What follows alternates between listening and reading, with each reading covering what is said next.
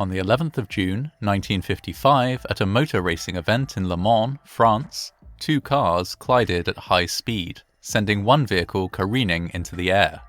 In the ensuing crash, one driver would be killed, but so would an almost incomprehensible number of spectators.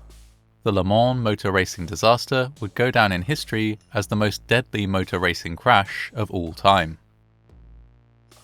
The Circuit de la Sarthe is a semi-permanent motorsports racecourse in Le Mans, in France.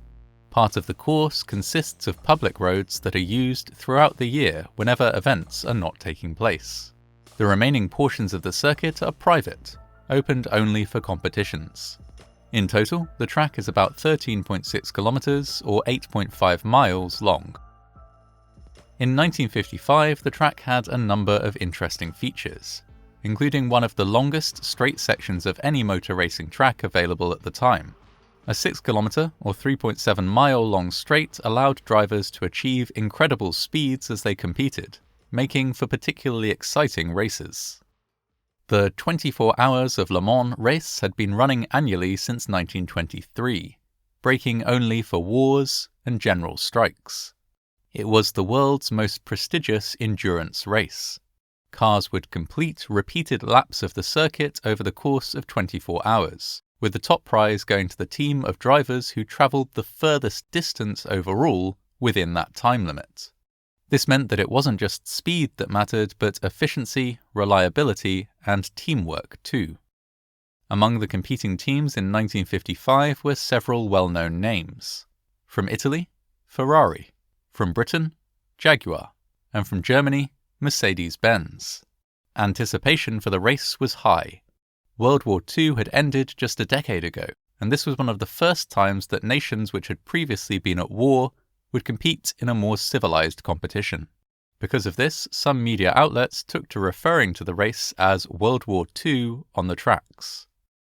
Excitement levels were high, and many spectators turned out to throng the length of the course. As many as 300,000 people were present, watching cars zip by at speeds of up to 270 kilometers or 168 miles per hour. It's important to note that the course was not designed for cars that could achieve such speeds. The layout had been set in the 1920s. Since then, automotive technology had developed, and the top speed of the average race car had almost doubled. Despite these changes, few new safety features had been introduced in the same period. Most drivers, for example, did not wear seatbelts, with some taking the view that in the event of a crash, it was safer to be thrown clear of the vehicle. Spectators, meanwhile, were in many places separated from the track only by a ditch, a low mound of earth, or a flimsy wooden or wire fence. The accident took place as Mike Hawthorne, driving for Jaguar, was just about to complete his 35th circuit. On his previous lap, his team had signalled that he should come in for a pit stop the next time around. This he now did, signalling with his hand that he was about to pull over, and then braking to lower his speed. His car was equipped with disc brakes, a brand new technology at the time, which allowed him to reduce his speed extraordinarily quickly. Just behind Mike Hawthorne at this point was Lance Macklin, driving an Austin Healey.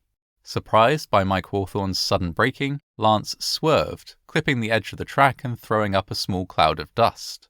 The maneuver appeared to make him lose control. As Lance Macklin veered across the track, fighting to regain control of his vehicle, he was clipped by Pierre Levey, a Mercedes-Benz driver. Lance Macklin's car acted like a ramp, sending Pierre Levey hurtling into the air and towards the nearby grandstand, packed with spectators. The Mercedes-Benz landed between the spectators and the track, bounced, then slammed into a concrete pillar, disintegrating into a mass of debris. Such was the momentum of the vehicle that its heaviest parts hurtled onward through the crowd for almost 100 meters, or 328 feet, cartwheeling over and over, causing hundreds of traumatic injuries. Many spectators were instantly killed by the flying debris. To make matters worse, the car's rear fuel tank then exploded, and the subsequent fire ignited the remaining bodywork. This bodywork was made of an experimental magnesium alloy. Magnesium is flammable and burns with a white-hot flame that is difficult to extinguish. Indeed, Dousing a magnesium fire with water will only cause it to intensify and spread. Because of this, it took several hours to extinguish the fire which resulted from the crash. While all this was happening, the race continued, with the remaining cars roaring through the devastation, still piling up the laps even as bodies were removed from the stands. Organisers would later face criticism for not calling a halt to proceedings, but they defended their decision. If they stopped the race, spectators from all along the course, not just from the area immediately surrounding the affected grandstand, would leave all at once, jamming nearby roads and preventing rescue vehicles from gaining access. By allowing the race to carry on, officials hoped that they would prevent a panic and facilitate the rescue effort for survivors. Pierre Levey, whose disintegrating Mercedes-Benz caused the majority of the carnage, did not survive the accident. He was thrown from his vehicle shortly after impact and died instantly when he hit the ground. Lance Macklin, the Austin Healey driver who swerved to avoid the car in front of him and whose own car had acted like a ramp to catapult Pierre Levey into the stand, survived. As he wrestled his swerving car to a halt, he ran down and seriously injured several race officials, but he himself emerged unscathed. Finally, Mike Hawthorne, whose sudden braking as he pulled into the pit had started the chain of events that led to the disaster, survived. Not only did he survive, in fact, but he carried on with the race, completing circuit after circuit for several more hours. As night fell and other teams quietly pulled out of the race, Jaguar refused to surrender.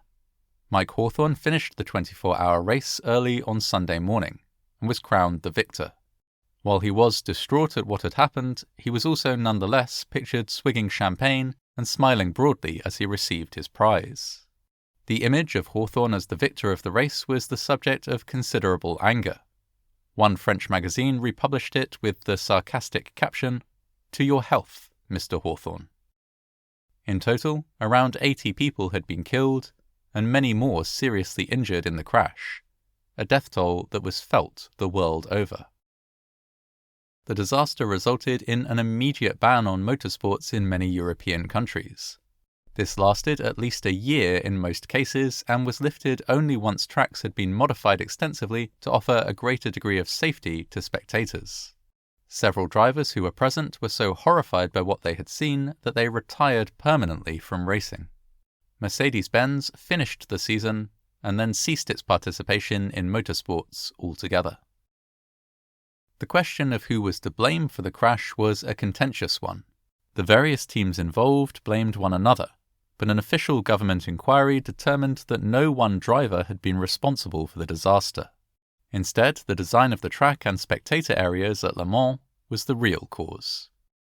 In the years which followed, many changes were made to the Circuit de la Sarthe and to other racetracks around the world. Spectators were generally placed further away from the action, with protective fences and barricades installed in some cases.